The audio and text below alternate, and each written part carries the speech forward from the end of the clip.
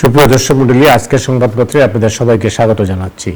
দর্শক মণ্ডলী, আমাদের সঙ্গে রয়েছেন টক শো তারকা মাসুদ কামাল। মাসুদ, আপনাকে স্বাগত জানাচ্ছি। আমি শিরোনাম পড়ে আসছি আপনার সঙ্গে। বাংলাদেশ প্রতিদিনের শিরোনাম হচ্ছে ডিসেম্বরের মধ্যে নির্বাচন হতে হবে, পরিষ্কার হলো না কিছুই।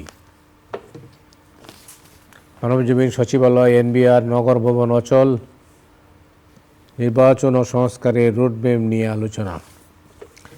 কালের কণ্ঠ দাবি, বিক্ষোভে অচল অবস্থা, পদত্যাগ নয়, ডক্টর ইউনূসের নেতৃত্বে নির্বাচন চায় দলগুলো। আমার দেশ ডান বাম উভয় শিবিরের সমর্থন, ডক্টর ইউনূসকে জুলাই গণহত্যা আনুষ্ঠানিক বিচার শুরু ট্রাইব্যুনালে। দেশ রূপান্তর, দেশ ত্যাগের প্রস্তুতি 18 ভিআইপির, দলগুলোর সঙ্গে দূরত্ব ঘোষাতে চায় সরকার। সময়ের আলো, পরিস্থিতি বিবেচনায় রোডম্যাপ, দেশে গরু বেড়েছে, কমেছে ছাগল। খবরের কাগজ, সমঝোতার কাছাকাছি অংশীজনরা, নিষ্পত্তির বাকি কিছু ইস্যু, 5 ফেব্রুয়ারির আগে নির্বাচন দাবি।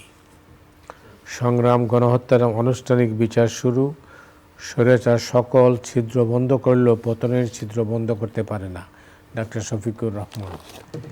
শিরোনাম দেখলাম, একটা শিরোনামেই আমি দেখলাম যে কালের কণ্ঠের যে শিরোনাম, সেটা নিয়ে আলোচনা করা যেতে পারে। সেটা হচ্ছে দাবি, বিক্ষোভে অচল সারা রাজধানী ঢাকা। তো আপনি তো নিশ্চয়ই জানেন কারা কারা আন্দোলন করেছে, কি কি আন্দোলন জানেন? নিশ্চয়ই জানি, কিন্তু আমি একটা জিনিস বুঝি না যে এই আন্দোলনগুলি জিয়ে রাখা হচ্ছে কেন। আন্দোলনগুলিকে হ্যান্ডেল করার কোনো পদ্ধতি নাই। আসলে বিষয়টা কি জানেন, এখন সরকার যারা চালাচ্ছেন তারা আসলে এই আন্দোলন নিয়ে, আন্দোলনের মানুষগুলির দুঃখ কষ্ট নিয়ে অথবা আন্দোলনগুলির যৌক্তিকতা নিয়ে তাদের কোনো মাথা ব্যথা নাই। তাদের এখন মূল আলোচনা হলো মান অভিমানে আলোচনা চলছে। যেমন আমি থাকবো না, না থাকেন না, আপনি না থাকলে চলবে না, আপনি কোনো বলছেন না যে আমি না থাকলে চলবে না, এই আলোচনা চলছে এখন।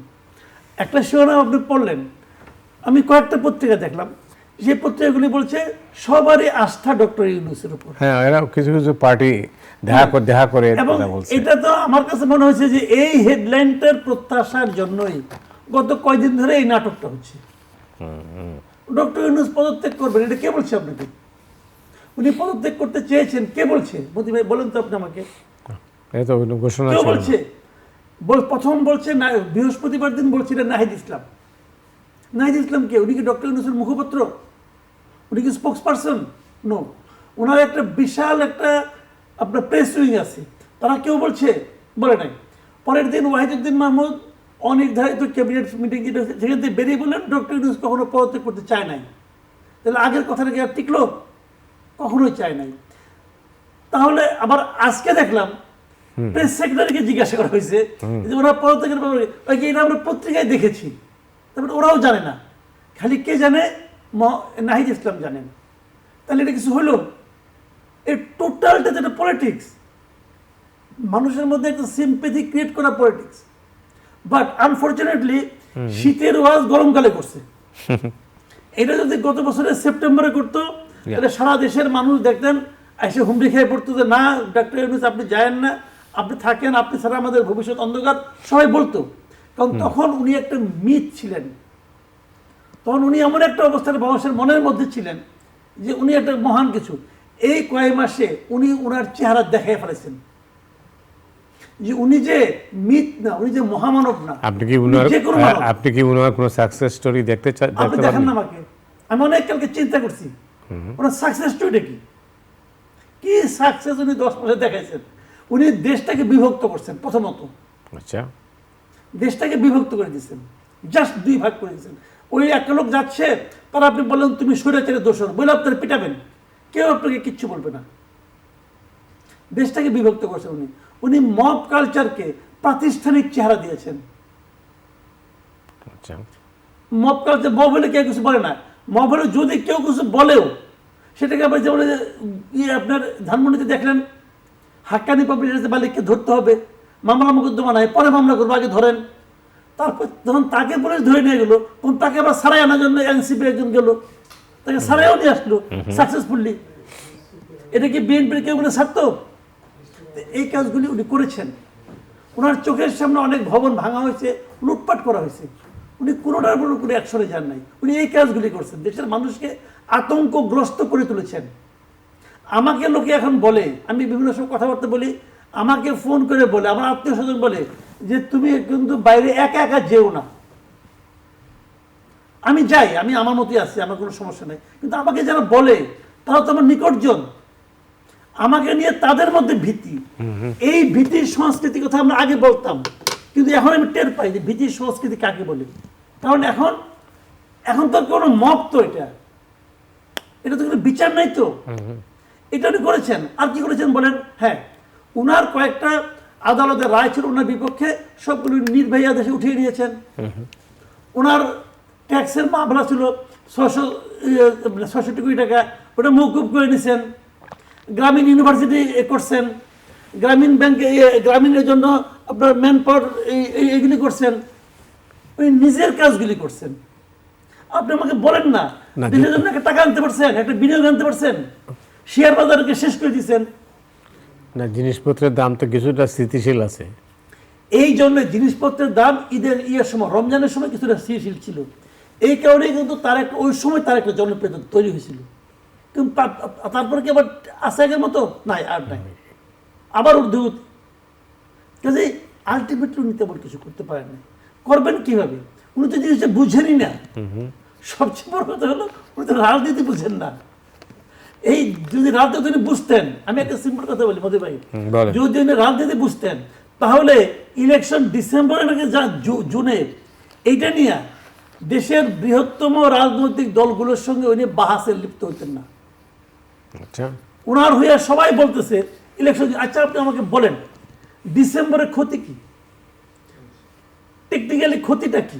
একটা লজিক দেখান না আমাকে ভাই। আর জুনের লাভটা কি? একটা লজিক দেখান না। সময় পাওয়া গেল, সময় পাওয়া গেল। সময় কিসের জন্য পাওয়া দরকার? আপনার সময়টা কিসের জন্য দরকার? বেশি দিন ক্ষমতায় থাকার জন্য, নাকি আরো দুই একটা লাইসেন্সের জন্য, নাকি করিডোর দেওয়ার জন্য, নাকি পোর্টের একটা টার্মিনাল দেওয়ার জন্য? কেন আপনার সময়টা কেন দরকার? তো এই সমস্ত প্রশ্নের কোনো জবাব নাই। আজকের থেকে ডিসেম্বরের দূরত্ব হলো 7 মাস। আমাদের এই ভূখণ্ডে, এই দেশের সাধারণ নাগরিক, উনি তো মহামানব, আমি ধরে নিলাম, আমাদের এখানে সাধারণ নোবেল পায় নাই এমন লোকজন একাধিকবার উদাহরণ তৈরি করেছেন যে তারা এই সময়ের মধ্যে 2 বার ইলেকশন দিতে পারতেন, 3 মাস করে। 7 মাস এখনো বাকি। ওরা 7 মাস হবে না, ওনার দরকার হলো 12 মাস। এর মধ্যে 10 মাস চলে গেছে। ইলেকশন কমিশনের তো এখন মধ্যে কোনো ইনস্ট্রাকশনই যায় নাই। তো উনি না দিলে ইলেকশন কমিশন কি করবে? এটাও ঠিক। কি করবে ইলেকশন কমিশন? মানে উনি তো এখন পর্যন্ত গো ধরে বসে আছেন। মানে উনি গোটা কাজ সঙ্গে ধরতেছেন। বলেন, উনি কিন্তু আপনি মনে করতে পারবেন কিনা আমি জানি না, অগাস্ট মাসের 25 তারিখে উনি ওনার দ্বিতীয় ভাষণটা দিয়েছিলেন। সেখানে উনি স্পষ্ট বলেছিলেন রাজনৈতিক দলগুলো যেদিন ইলেকশন চাইবে তখনই ইলেকশন দেব। তো বিএনপি ইলেকশন চাচ্ছে না, তো দিচ্ছে না কেন? আমি একটা কথা বলে রাখি আপনাকে, এই দেশে ইলেকশন ডিসেম্বরের মধ্যেই হবে, হবে, হইতে বাধ্য। কি করে? উনি ইলেকশন ডিসেম্বরের মধ্যে দিবেন, এই জল ঘোলা করে দিবেন। পানি ঘোলা করে খায় না, উনি পানি ঘোলা করে খাবেন। কারণ উনি কোনো লজিক দিতে পারবেন না কেন ইলেকশন ডিসেম্বরে পরে নেবেন। এই ইলেকশন ডিসেম্বর মাসেই হবে। একটা কথা বললাম, পরে মিলাই নিন আপনি। আপনার কি করে এই যুক্তিটা কি? উনি দিবেন না, তার রাজনৈতিক দল উনি একসময় চাপ উঠবে, এই চাপ উনি সহ্য করতেছেন। এই সরকারের সবচেয়ে বড় সমর্থনটা জানেন? এই সরকারের সবচেয়ে বড় সমর্থন হলো বিএনপি। এই একটা বাংলাদেশে আপনি যত কিছুই বলেন, এনসিপি কোনো আর পলিটিক্যাল পার্টি না, দাঁড়ায় নাই এখনো, ওর কিছুই নেই, ওর কোনো সমর্থন নাই। তো বিএনপি আর জামাত, আওয়ামী লীগকে তো এনসিপি ধরে করছেন, মানে ক্যারিকেচার করে বাইক দিচ্ছেন। এখন বিএনপির যে জনসমর্থনটা, এই জনসমর্থন যদি সারা দেশ থেকে উঠে যায় তাহলে কি অবস্থা হবে, এটা ডক্টর ইউনূসের বোঝার কথা ছিল। কারণ এক ইশরাক যে কাজটা করছে, দেখাই দিয়েছে ইশরাক যে বিএনপি, উনি বিএনপির কোনো প্রোগ্রাম না, কিন্তু হলে ইশরাকের সমর্থক। ইশরাক আবার বিএনপির কোনো কেন্দ্রীয় নেতাও না, একটা আন্তর্জাতিক উপকমিটির সদস্য সে, অত বড় নেতাও সে না। কিন্তু কেবল তার যারা পার্সোনাল সমর্থক তারাই দেখাই দিছে যে আসলে দেশের মানুষ কি ভাবে। না মাসুদ, আমি যে জিনিসটা আপনাকে জিজ্ঞেস করেছিলাম আন্দোলন এটা, সেটা আপনি জানেন সচিবালয় পরিস্থিতি, সচিবালয় কী হয়েছে, এনবিআর তো আপনি জানেন, এবং নগর ভবনের কথা আপনি বললেন, নগর ভবন চলছে। তো একটা দেশের রাজধানী শহরে এই সচিবালয়ে যদি আন্দোলন চলে, নগর ভবন অচল হয়, এনবিআর যদি কাজ বন্ধ থাকে, তাহলে তো লাইফ লাইন এগুলোই। এগুলি তো লাইফ লাইন, এগুলি তো লাইফ লাইন। ঢাকা দক্ষিণের তো কোনো কাজ হচ্ছে না, কেবল ঢাকা দক্ষিণের কাজ হবে কি দেখেন, অগাস্ট মাসের 19 তারিখে আইসা নিয়ে তারা সমস্তগুলি সিটি কর্পোরেশনকে বাতিল করে দিল। তো বাতিল করে তুমি বিকল্প কি করেছো?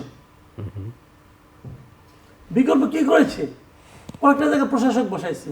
কমিশনারগুলি কি করেছে? কয়েকটা প্রশাসক বসাইছে। কমিশনারের জায়গায় যারা প্রশাসক বসছে তারা তো 8টা-5টা অফিস করে। আর যারা কমিশনার ছিল তাদের তো দিন নাই রাত নাই, তাদের ঘরই তো অফিস। রাত্র 2টার সময় যায় তাহলে করা না রে, কারণ সে এলাকার ছেলে, এলাকার মুরব্বীরা যায়, যে বলে আমার এটা করে দাও, এটা বলে ছেলে জায়গায় দাও। একটা আমি ওই দিন হিসাব করে দেখছি, একটা কমিশনার জনগণের প্রায় 21 থেকে 22টা জরুরি কাজ করে, একজন কমিশনার। তো ওই কাজগুলি সব আমি আমার নিজের ফ্যামিলিতে একটা ঘটনা আছে, ওই যে ওয়ারিশান সার্টিফিকেট আছে না, কমিশনারদের লাগে, হচ্ছে না, জাস্ট হচ্ছে না। কারণ যে সরকারি কর্মকর্তাকে দায়িত্ব দেওয়া হয়েছে, মনে করেন আপনার বিশেষ করে বিভিন্ন ইয়েতে পৌরসভায়, তো উনি তো ওনার কাজটা করেন, উনি একটা চাকরি করেন, যখন সাব স্টেশন ইঞ্জিনিয়ার, সে চাকরি করেন, করার পর এখানে যে বসেন কতক্ষণ। তো উনি কি এলাকার লোককে চেনেন? উনি কি সে সার্টিফিকেট দেবো আমারে? সে ফ্যামিলির কাকে চিনে? সে কাউকে চিনে না। তো এই কাজগুলো আপনি সে অগাস্টে বন্ধ করছেন, তারপর আপনি ইলেকশন দিলেন না কেন? কেন দিলেন না আপনি? আবার দিলেন না দেখেন কি হাস্যকর, মানে হাসিও লাগে। ডক্টর শাহাদাতকে কিভাবে নিয়োগ দিল আপনার নিশ্চয়ই মনে আছে, ওনারটা কিন্তু বাতিল হয়ে গেছিল। পরে 2 মাস পরে যে আরেকটা প্রজ্ঞাপন দিছে, সেই প্রজ্ঞাপনে প্রথমে প্রজ্ঞাপন দিয়েছিল যে 12টা সিটি কর্পোরেশনের মেয়র বাতিল, পরে ওই প্রজ্ঞাপন আবার সংশোধন করে 11টা করছে। তবে ওটা তাহলে ওটা কিন্তু আপনি চেঞ্জ করলেন কেন?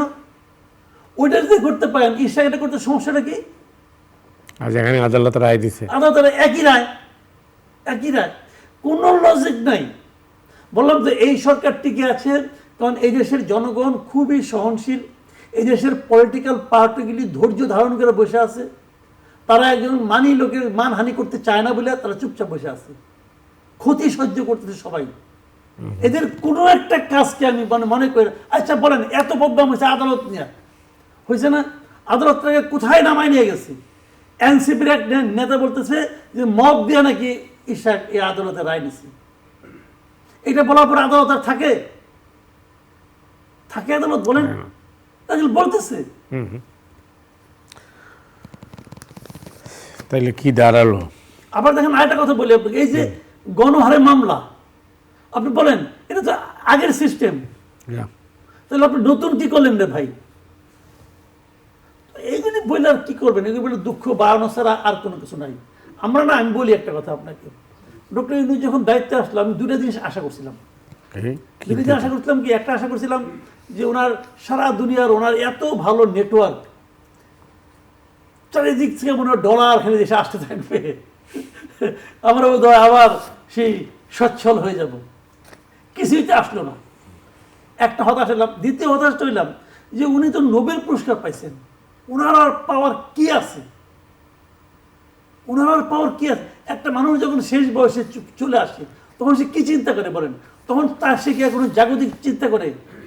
উনি মনে করেন আমি এমন কিছু করব যাতে দেশের লোক আমার কথা মনে রাখে, এবং সেই মনে রাখাটা কি পজিটিভ মনে রাখা। উনি কি সেটা পারতেন না?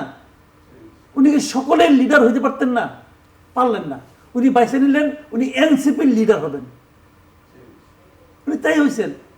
উনি ওনার মনের দুঃখের কথা, হতাশার কথা এনসিপির লিডারকে ডাইকে বলেন যে আমার না পদত্যাগ করতে ইচ্ছা করতেছে। এটা হইল, এটা মানাইল?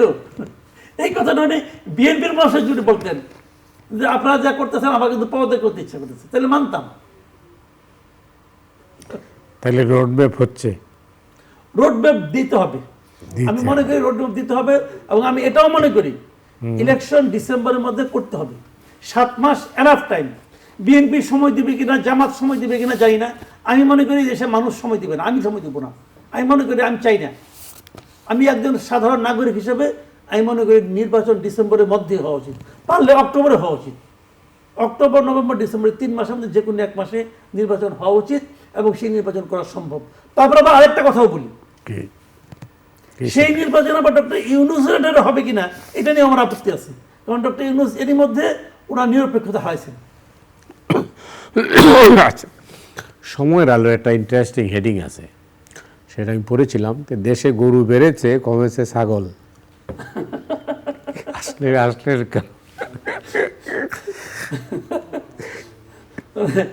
গরু গরু বেড়েছে, ছাগল না, না, এটা আমি হেডিং দেখছি, আমি সেই জন্যই বললাম। না হেডিং ঠিক আছে। আমি এটা অন্য কোনো অর্থে দিচ্ছি না, আমি একদম আক্ষরিক অর্থে এটা বলতেছি যে আসলে তাই।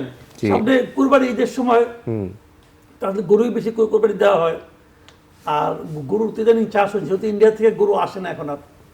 কিন্তু আমাদের এখানে কিন্তু মানে গরু ব্যবসায়ী যারা আছে তারা তো প্রচুর গরুর খামার টামার করে, এবং এটা ভালো। এটা আমি মনে করি ইতিবাচক একটা ব্যাপার।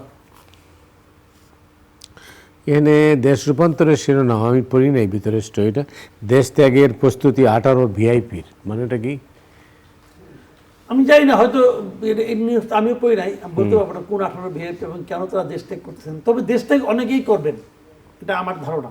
কারণ এটাও কিন্তু ঠিক যে বেশ কিছু লোকজনের দেশ ত্যাগের উপর নিষেধাজ্ঞা আছে। আবার আমরা এমনও দেখছি যে ক্লোজ লোক হলে পরে তারা চলেও যেতে পারে সামহাও, কাউকে সাধারণত পালাবদল হইলে হয়, এখন তো পালাবদল নাই। পালাবদল নেই এখন অনেক, তারপরেও তো অনেক লোক কিন্তু ঘুরতেছে না।